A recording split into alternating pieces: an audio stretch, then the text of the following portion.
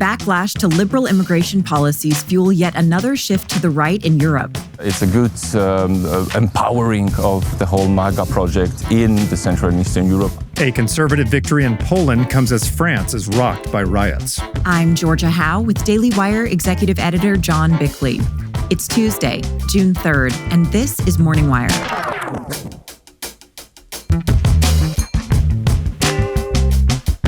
The fallout from the Colorado terror attack continues as more details emerge about the victims and the illegal immigrant suspect. He would not have been here and should not have been here if we were actually enforcing our immigration laws. And the Trump administration pauses most operations at the Department of Labor's highly controversial JobCorps. It's a $1.7 billion program with a 38% graduation rate. Thanks for waking up with Morning Wire. Stay tuned. We have the news you need to know.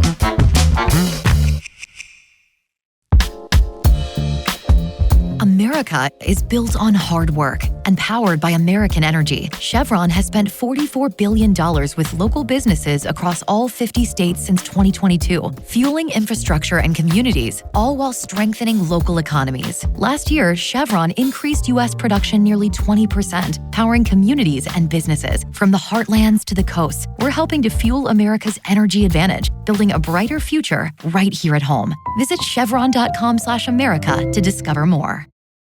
As Ukraine and Russia meet this week for peace talks, a growing list of European countries have elected right-wing leaders amid growing anti-immigration sentiment. Daily Wire senior editor Cabot Phillips has the latest from Europe. So, Cabot, let's start with the war in Ukraine. Where do things stand now? Yeah, in the last 24 hours, we've learned a lot more regarding the details of Ukraine's surprise attack on Russia this weekend.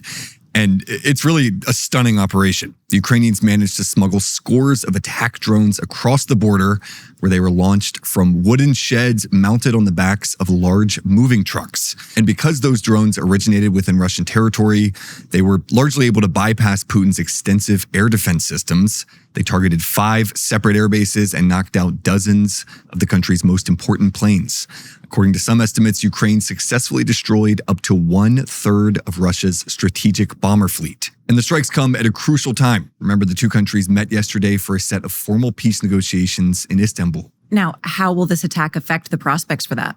Well, it remains to be seen, but the attack certainly sent a message both to Ukraine's allies and adversaries. On one hand, it comes as Western support for Ukraine's war effort continues to wane. Zelensky was honest Sunday that the operation was partially intended to restore confidence among their allies, that his country was still capable of holding Russia off. And the timing, just hours before those talks began, is no coincidence. It's sort of Zelensky saying to Putin, "Are you sure you don't want a ceasefire?" But when those talks concluded after just 90 minutes Monday, little progress had been made. Moscow finally presented their terms for peace, and they're likely going to outrage Zelensky. Among Putin's demands are that Ukraine recognize all of Russia's territorial gains, that they shrink the size of their military, change their official language to Russian, and agree to long-term neutrality, aka no future membership for NATO. President Trump last week said Putin had 2 weeks to come to the table for good faith peace talks. We'll see how he responds to this proposal. Now, let's talk about Ukraine's neighbor, Poland. They just had some major elections. What happened? Yes, they did. Over the weekend, Poland elected right-winger Karol Nawrocki to the presidency. Many have compared the 42-year-old who had no prior political experience to Donald Trump. He and other cabinet members openly supported Nawrocki's campaign, and he embraced similar nationalist rhetoric on the trail, even adopting Trump's campaign slogan, except in this case, it was Poland first instead of America first. Among other things, Nawrocki campaigned on a promise to withdraw from the EU's migration pact, which he said flooded the continent with illegal immigrants.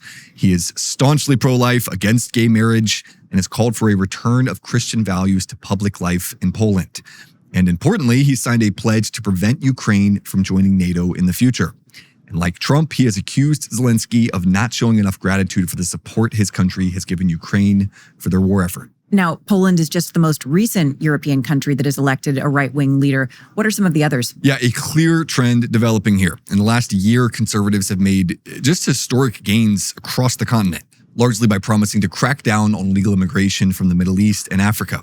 First in Austria, the country's right-wing Freedom Party won control of parliament. It was the first time a hardline conservative party has done so since World War II.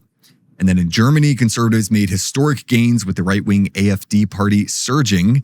And then last week, Portugal's right-wing Chega party scored a number of victories to become the country's leading opposition party. And now, even some left-wing politicians in Europe are adopting a more conservative tone, especially on immigration. British Prime Minister Keir Starmer, for example, is turning heads this month with a promise to, quote, significantly cut down on immigration over the next 4 years, restrict new visas for skilled labor, and even penalize companies who hire foreign labor. Here he is decrying the, quote, one nation experiment in open borders. The experiment is over. We will deliver what you've asked for time and again, and we will take back control of our borders. Look, that's a quote you would expect to hear from Donald Trump, not from the left-wing Prime Minister of England. And then elsewhere in Paris this week, we've seen mass rioting following a big soccer victory. That has sparked renewed conversations there about law and order and, again, immigration. We'll see how that impacts the political conversation in France, but across Europe, the right wing gaining ground. Well, France's conservative leader Marine Le Pen was surging before they barred her from running. Cabot, thanks for reporting. Absolutely. You didn't get here by accident. You got here because a man, a real one, raised you right. Honor him this Father's Day with Jeremy's Razors. With 5 stainless steel blades, a precision trimmer for clean lines, anti-corners, Jeremy's Razors are built to erase his stubble, not his masculinity. And with up to 40% off for Father's Day, now's the perfect time to find the perfect gift made for men who raised winners, not whiners. Head over to jeremy'srazors.com right now. That's jeremy'srazors.com today. The man suspected of attacking a demonstration for Israeli hostages in Colorado has been hit with multiple charges, including a federal hate crime. Mohammed Sabri Solomon is being held in Boulder County Jail on a $10 million bond. Here to tell us more about what the FBI called a targeted attack in Colorado is Daily Wire reporter Tim Pierce. So, Tim, what is Solomon charged with? Yeah, he's in trouble with both state and federal prosecutors. On the state side, he's been hit with 16 counts of attempted first-degree murder, as well as criminal use of an incendiary device and crimes against the elderly. Federal prosecutors have charged Solomon with a hate crime. A special agent in charge of the FBI's Denver office said the Bureau is investigating the attack as an act of terrorism. It is clear that this is a targeted act of violence, and the FBI is investigating this as an act of terrorism. As for the latest information we have, thankfully, none of the people injured in the attack have died. Solomon himself was treated for burn injuries at a hospital before he was booked. Police say Solomon received those injuries using a makeshift flamethrower and Molotov cocktails to attack demonstrators. Now, police were reluctant on Sunday to release a motive. Do we know anything about it at this point? We do. He directly said in an interview with the FBI that he wanted to kill, quote, Zionists. Law enforcement also says he screamed "Free Palestine" during his assault. Add that, of course, to the demonstration targeted in the attack, a weekly march in support of the hostages held by terrorists in Gaza. The FBI said that Solomon had planned this attack for at least a year and targeted what he called a Zionist group. Colorado's Democratic Governor Jared Polis called it a targeted attack on the Jewish community. Now, there's also an immigration angle to this case, correct? Yeah, and that was highlighted by President Trump yesterday. Solomon is an Egyptian national. He entered the U.S. in 2022 on a visa that then expired the next year. He was able to get a temporary work permit from the Biden administration, but that too expired in March this year. Trump said in a social media post yesterday that Solomon came in through Biden's ridiculous open border policy, which has hurt our country so badly. The president went on to say that this is yet another example of why we must keep our borders secure and deport illegal, anti-American radicals from our homeland. Well, this isn't the only incident of its kind, though, or even recently. Right, and this is a trend that law enforcement and lawmakers on both sides of the aisle have warned about. There was, of course, the attack outside the Capitol Jewish Museum in D.C. The two victims, Yaron Lashinsky and Sarah Milgram, were both staffers at the Israeli embassy and were soon to be engaged. In that attack, too, the suspect shouted "Free Palestine" afterward, according to the police. Free Palestine! That chant was also a big rallying cry for campus protesters and rioters who took over campuses across the country after the October 7th attack. It's been a top priority for Trump to crack down on students who committed illegal activities or threatened Jewish students, and to crack down on university administrators who seemed to enable or at least did little to stop that conduct. Well, a very ugly trend. Tim, thanks for reporting. Thanks for having me. The Department of Labor last week said it was pausing most operations at the JobCorps, a $1.7 billion program that trains high school dropouts on residential campuses across the country. The program has operated since 1964, but for decades it's been accused of fraud and even violence. Joining us now is Daily Wire investigative reporter Luke Rosiak, who's followed the program for years now. Hey, Luke. So what's the latest on the JobCorps? Hey, John. So shutting this program, at least temporarily, is a big win for fiscal hawks. The JobCorps was spending an average of $80,000 a year per student, training them to go on to earn an average of about $16,000 a year. So that's more than Harvard to essentially get them minimum wage. At one campus run by a company called Odell Management Group, LLC, the cost was $764,000 per graduate. Now, the JobCorps operates about 130 campuses across the country where troubled young adults are paid $1,200 plus living expenses to take classes towards their GED or training in the trades. Most of these campuses are run by companies whose staff are paid bonuses based on how many people they recruit and how many get a job afterwards. But as you've reported, there's been evidence going back decades that money was corrupting the process, correct? Yeah, that's right. I mean, contractors were faking job statistics to make it look like the training worked. And they were looking the other way at criminal behavior on campus, because if they expelled students, they'd get less revenue. Now, the Trump administration has terminated all contracts with those companies.